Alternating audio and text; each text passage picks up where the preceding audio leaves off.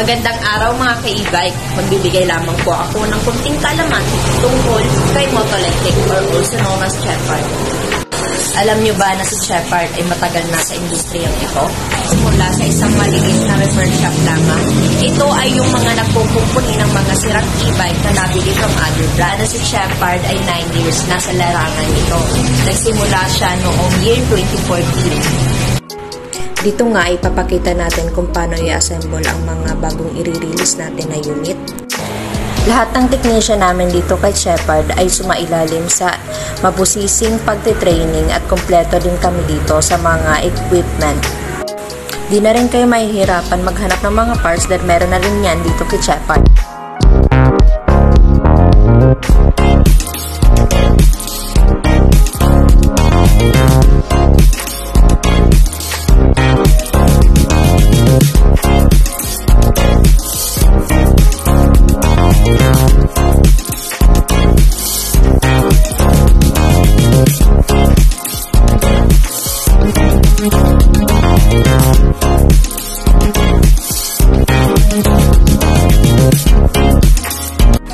May release nga tayo sa araw na ito.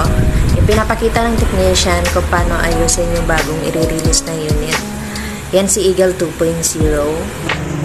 So, ayan si ma'am. Magpapasama siya kay technician para i-test drive yung unit niya.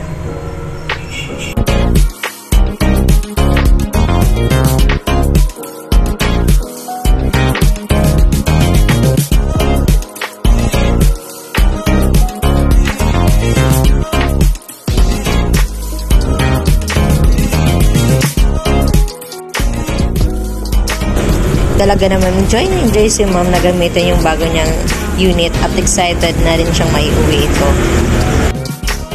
Dahil excited na nga si ma'am maiuwi yung unit niya, ay inisa-isa ko na sa kanya yung mga laman ng papel na pipirmahan niya.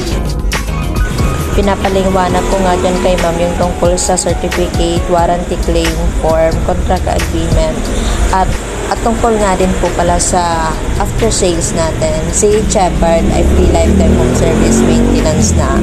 At yung mga parts na available din po dito sa store natin. Kahit sa store po ni Shepherd, available po yung mga parts. Bali, pagdating nga po sa maintenance sa after sales, contact lamang po kayo sa store na mabilihan nyo dito sa Shepherd. And pupuntahan po kayo ng technician after po nun. Ayan, may pasang cube cell set nga po tayo dito kay Shepherd. At syempre, yung mountain bike natin, di po yan mawawala.